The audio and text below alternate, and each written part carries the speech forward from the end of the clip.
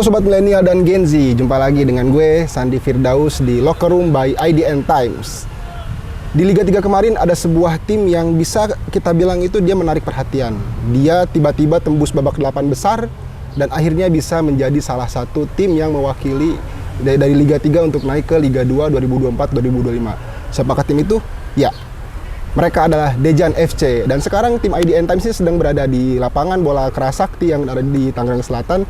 Dan kita akan langsung ngobrol-ngobrol dengan CEO dari Dejan FC. Kita perkenalkan sama Mas Bagus Pratomo. Sehat Mas? Sehat, selamat sore Mas Andi, siap.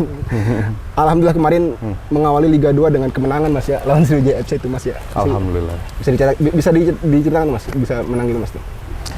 Oke, kalau kemarin minggu lalu ya, hari Sabtu itu kita lawan Sriwijaya FC, pertandingan perdana kita di Liga 2.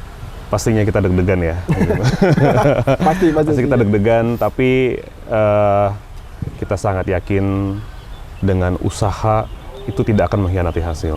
Kenapa? Karena kita itu udah latihan, udah persiapan dari akhir Juni. Which is termasuk early tuh buat tim-tim Liga 2 gitu loh. Jadi kita udah latihan dari Juni, Juli, sampai akhirnya kemarin kita pertandingan perdana. Jadi kita emang nggak sabar buat pertandingan perdana gitu. Tapi alhamdulillahnya anak-anak main bagus ya, karena mereka semangat. Dan ini semua tidak terlepas dari seluruh elemen yang ada di klub ini sangat percaya bahwa tim Dejan ini bisa mengarungi Liga 2 untuk mendapat poin dan hasil yang maksimal. Namanya unik nih Mas, Dejan. Yeah. Itu kalau boleh tahu itu Mas, itu dari mana sih Mas dapat nama Dejan ini gitu? Jadi sebenarnya ini tuh tim Tarkam dulu, 2019 lah kita ikut kompetisi antar kampung ya, kompetisi amatir gitu loh. Tapi memang tim Dejan ini dibuat dari pemikiran owner kita, Pak Sam ya, gitu. Owner kita ini hidup matinya di bola dan apa ya, sangat passionate gitu. Jadi beneran bikin tim bola ya, tapi beneran tim serius gitu loh. Dan nama ini memang karena waktu itu kita lagi butuh nama, jadi seperti tim Tarkam pada umumnya ya. Jadi nama anaknya. Oh iya, betul ya, kan banyak tuh ya. Nama anaknya Dejan ya, kebetulan kita pakai, ya udah di situ. Dari situ baru kita mengarungi kompetisi amatir, Tarkam, hingga akhirnya kita memutuskan Liga 3 dan sampai alhamdulillah sekarang sampai di Liga 2 gitu. Sampai kepada keputusan untuk main di Liga 3 itu memang dari Pak Samnya atau gimana tuh Mas? Akhirnya kan tiba-tiba memutuskan, ini Dejan nih, kita bisa nih main di Liga 3 gitu. Itu gimana tuh Mas? Karena memang keputusan untuk menjadi profesional itu pastinya dengan banyak pertimbangan ya, gitu lah. Apakah kita siap, apakah kita mampu, karena kan di Liga Sepak Bola Indonesia ya, pastinya ya, untuk industri yang mungkin sedang berkembang ya, gitu loh. Kita juga mesti tahu dari cash flow-nya apakah bagus, apakah kita bisa mempertahankan, karena ujung-ujungnya kan bagaimana cara kita bisa menang, mendapatkan pemasukan hingga akhirnya klub ini bertahan gitu loh kan, gitu. Jadi dengan banyak pertimbangan seperti itu, kita akhirnya memutuskan untuk naik ke kompetisi profesional. Sampai akhirnya kita bisa di Liga 2 itu dengan banyak pertimbangan yang matang ya, bukan hanya dari owner kita, tapi dari menerima masukan dari pemain, dari orang-orang terdekat kita gitu loh. Karena kita di sini memang sistemnya kekeluargaan juga gitu loh Mas Andi. Tapi memang berarti kalau gitu sempat sowan juga ke Askot ya, Askot Depok berarti, atau Asprof Jabar tuh? Asprof Jabar ya? Memang klub ini kita mengambil license dari tim Primakon Cimahi ya dulu ya. Mungkin ada juga lah banyak di website gitu ya. Kita ngambil license dari situ. Akhirnya kita mengubah namanya menjadi Dejan FC. Kita mulai dari Depok sebenarnya gitu. Kita waktu itu mulai dari Depok. Kita punya lapangan ya, di situ kita latihan ya, dari Mampang ya gitu loh. Gitu. Tapi akhirnya kita alhamdulillah menembus Liga 2 dan akhirnya kita decide buat punya lapangan sendiri. Dan bukan cuma lapangan sendiri, kita juga decide buat punya stadium sendiri. Jadi bisa dibilang Mas Andi, ini itu one of the clubs yang secara pribadi punya lapangan sendiri. Jadi kita nggak ada sangkut paut sama pemerintah atau politik whatsoever gitu. Jadi beneran independen, kita suka sama bola, jadi kita beneran ya bisa dilihat apa ya? Kita mementingkan sepak bola dan segalanya. Iya kan, kadang kalau kita bicara klub Liga 3 kan gitu, masih Liga 3 kan masih ada ini ya, masih ada keterikatan sama pemerintah biasanya kan kalau Liga 3. Berarti ini kalau Dejan ini bener-bener tidak ada sama sekali gitu Mas? Tidak ada sama sekali. Kita klub pribadi, kita independen, jadi kita apa ya, kalau bisa dibilang kita tidak ada yang bisa ngatur lah ya. Iya. Seperti itu. Oke. Gitu. Akhirnya kan memutuskan main di Liga 3 nih Mas. Main di Liga 3 itu gimana Mas? Bisa diceritakan proses pengumpulan pemainnya bagaimana, lalu mencari pelatihnya seperti apa, itu bisa diceritakan Mas? Oke, jadi untuk Dejan ini sendiri pada saat kita berjuang di kompetisi-kompetisi amatir ya gitu loh, kita melihat ada suatu filosofi yang kita percaya. Filosofinya itu adalah bagaimana kita bermain secara tidak terburu-buru, kita punya taktik yang berbeda pastinya di tiap-tiap pertandingan ya gitu loh, tapi kita yakin usaha tidak akan mengkhianati hasil. Makanya kita berproses dari bawah Mas Andi. Kita dari Liga 3 Divisi 2, terus juga seri 2, terus seri 1. Jadi baru kita ke nasional Liga 3, alhamdulillahnya kita promosi dan akhirnya sampai Liga 2. Karena sebenarnya kita bisa aja ngambil lisensi klub Liga 2 atau Liga 1 langsung ya gitu loh. Betul. Tapi buat apa gitu loh ya, kita untuk membuat satu klub yang berproses dari nol sampai sekarang itu sangat susah. Makanya kita bisa menjadikan itu menjadi pembuktian bahwa klub di Indonesia ini bisa gitu loh, seperti itu. Dari bawah merangkak bisa sampai Liga 2 gitu loh, sampai Liga profesional ya gitu loh. Tapi berarti untuk pemain sendiri ketika main di Liga 3, pemain udah ada gitu Mas ya? Pemain di Dejan ini gitu Mas? Pemain pasti sudah ada. Kita untuk sistem mencari pemain pastinya kita bikin trial. Kita bikin uji coba. Ada yang mau coba ikut, kalau ada bisa kita lihat scouting secara langsung ya kita ambil, why not gitu loh. Tapi pada saat berjalannya kompetisi dan segala macam pasti ada juga mungkin dari agent buat nawarin segala macam. Terus ada juga mungkin pemain di klub lawan yang kita suka, terus dia pada saat transfer window dibuka kita langsung approach dia, ada juga gitu loh. Jadi memang ada proses transfer juga yang dilakukan Mas ya untuk mencari pemain itu ya gitu ya? Betul, especially di Liga 2 ini ya, maksudnya kita juga mencari pemain, metodenya sama lah ya kira-kira ya gitu loh. Tapi Indian kita mencari pemain yang bisa masuk ke filosofi kita dan juga bisa chemistry-nya tuh bisa dapat gitu loh di sini gitu loh. Karena susah, karena kadang-kadang once pemain bagus gitu loh, individunya oke gitu loh, dia akan merasa menjadi bintang gitu loh, at some point ya gitu loh. Nah di sini di Dejan ini semua pemain sama gitu loh. Semua pemain tidak ada yang dispesialkan, ya kita hanya bekerja sama untuk memenangkan pertandingan demi pertandingan sebagai sebuah tim seutuhnya gitu loh. Dan untuk pelatih juga gimana tuh Mas mencari pelatih yang akhirnya cocok dengan tadi kan menceritakan bahwa filosofi Dejan seperti ini. Nah, itu bagaimana sih proses mencari pelatih yang cocok dengan filosofi itu gitu Mas? Untuk pelatih dan tim pelatih sendiri, ini pastinya kita ada beberapa pendekatan ya. Kita akan berceritakan dari sisi owner dan CEO, kita akan ngobrol dulu sama pelatihnya apakah pelatih ini bisa menjalankan filosofi dan nilai-nilai, value-value yang tertanam di Dejan ini gitu loh. Dan pastinya kita juga melihat ya apakah dia juga capable atau enggak, dibuktikan dengan mereka punya license. Nah, itu license apakah itu Continental ya, apapun lah gitu loh. Tapi intinya kita juga nggak sembarangan milih pelatih lah istilahnya seperti gitu. Kan kita tahu ya panjang sekali Liga 3 kan, dari mulai Asprof, akhirnya bisa tembus ke nasional. Itu ada pengalaman yang berkesan nggak Mas selama mengarungi Liga 3 itu gitu Mas? Bagi Dejannya gitu ya? Dejan ini bisa disebut sebagai tim pendatang baru. Ada yang banyak lah kalau di komen-komen Instagram tuh dibilangnya tim hantu, tim siluman. Betul, gitu tim loh. Siluman. Maksudnya ini membuktikan bahwa semakin orang menganggap remeh kita, semakin kita semangat dan semakin yakin kita kalau misalkan kita bermain tanpa beban, dan pastinya kita akan meraih kemenangan itu, jadi kita yakin banget gitu loh. Betul. Gitu loh. Jadi ya memang kalau pengalaman berkesan ya tiap pengalaman berkesan dengan kita menang 9 kali seri 3 kali. Nanti lu lihat statistiknya ya kita di Liga 3 itu ya beneran kita itu percaya yang penting kita percaya sama tim kita dulu. Betul. Ya. Gitu loh.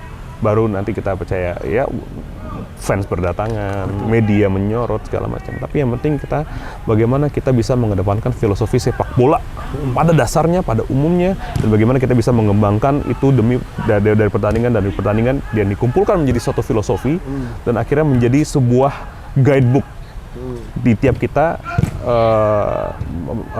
tanding gitu loh. Jadi semua pemain itu yakin mereka harus bisa mengeluarkan effort mereka, not just 100%, tapi 200-300% dari kekuatan mereka. Gitu. Menarik tadi kan Mas juga menyinggung soal fans ya. Yeah. Nah itu ketika pertama kali Dejan muncul nih, Yeah. selain tanggapan-tanggapan di medsos, apakah memang bagaimana sih memperkenalkan bahwa ke fans itu nih kita ada Dejan gitu Mas? Memperkenalkan ke fans soal Dejan ini gitu. Pastinya kalau misalkan kita mengobrol tentang fans, itu pasti akan otomatis ya, apalagi kita punya exposure ya gitu loh. Karena kan peminat bola ini kan bukan hanya di dunia, di Indonesia pun juga sangat banyak ya gitu loh. Once nama kita ada, misalkan kita let's say tanding lawan tim daerah yang fansnya banyak gitu loh, pasti mereka akan ngomongin kita, wah ini siapa gitu loh. Betul, ya. Jadi rasa penasaran itu yang sebenarnya kita manfaatkan gitu. Jadi pada saat mereka lihat kita, mereka cocok dengan kita, akhirnya mereka menjadi dukung kita, gitu loh. Ya semuanya by design gitu loh. Tapi Indian kita juga natural aja gitu loh. Pada saat ada supporter yang mau dukung kita, ya alhamdulillah ya kita jadi tambah semangat gitu. Salah satunya ada supporter kita nih, ini ada bikin sendiri namanya Kiergaard Boys 12 ya, pemain ke-12 gitu lah. Mereka datang, mereka kasih semangat kita. Pemain jadi makin semangat, makin gila di lapangan. Ini kan bercerita juga kan tadi Mas Bagus menyinggung soal orang tuh mempertanyakan Dejan nih. Pernah mengalami itu nggak? Misalkan lagi tandang ke mana gitu, ada yang bertanya-tanya, ini Dejan tuh apa sih? Ada nggak Mas pengalaman kayak gitu Mas? Kalau kita sih nggak pernah ngurusin hal itu ya, maksudnya kayak kita pengen diakui gitu, nggak ada gitu. Tapi memang kita coba datang sebagai misalkan kita ditandang ya gitu loh, kita bertandang ya kita coba fokus ke pertandingan aja sih gitu loh. Kalau misalkan orang punya sentimen apa atau komentar apa segala macam ya sebenarnya kita biasa aja gitu. Memang fokus full di lapangan aja gitu. Full di lapangan dan memberikan ini kita memperlihatkan Dejan lewat permainan di atas lapangan gitu Mas. Betul.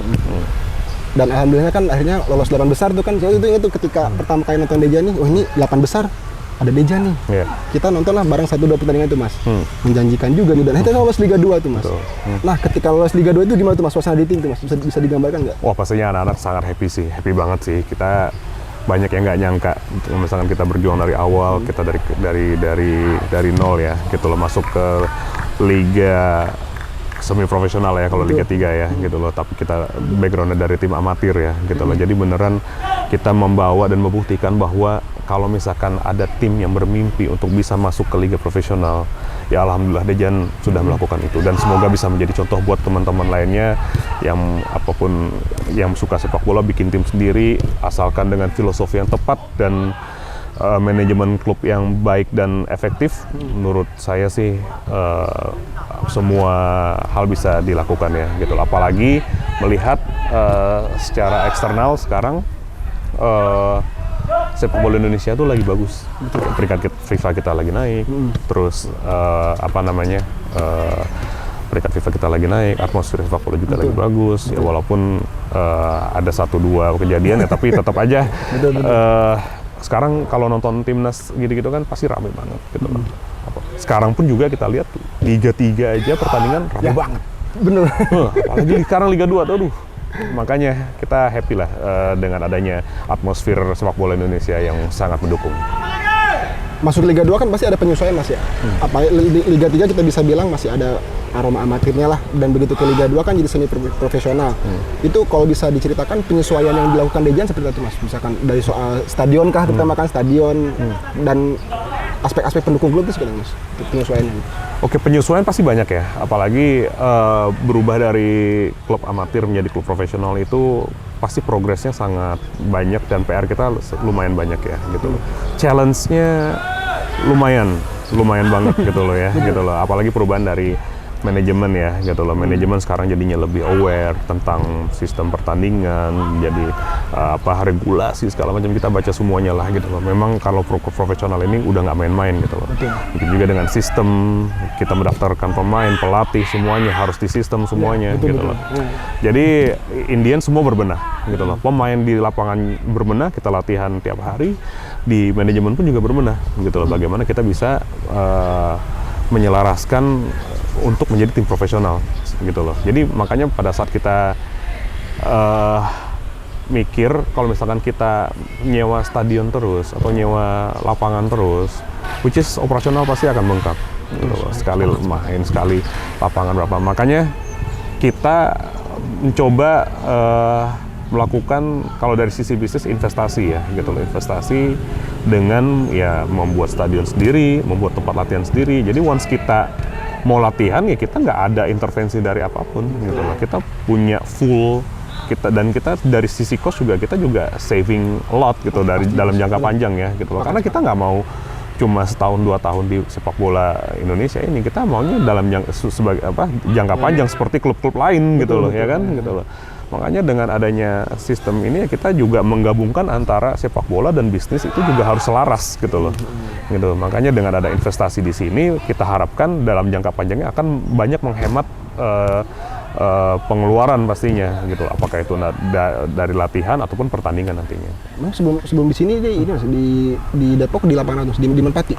Kita sempat nyewa beberapa lapangan di Merpati pada saat Liga 3 seri 1 sama nasional kan kita juga di Stadion Siliwangi itu nyewa kan gitu loh. Terus juga sempat di beberapa stadion kayak Patriot juga pernah gitu loh. Jadi kan kalau setiap nyewa kan kita lumayan banget sekarang. Itu kan salah satu pengeluaran yang lumayan juga dari klub-klub kita. Exactly. Stadion nyewa itu kan. Dan akhirnya ketemu lokasi di sini tuh gimana sih Mas? Akhirnya kan ketemunya di sini gitu.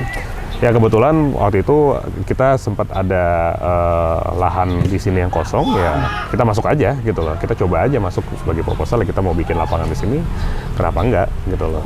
Udah mengajukan ke yang di sini? Iya, kita sewa akhirnya lapangannya selama jangka waktu tertentu lah gitu loh. Jadi ya supaya kita jadi lebih leluasa lah sebenarnya ya untuk ngatur jadwal latihan kapanpun dimanapun.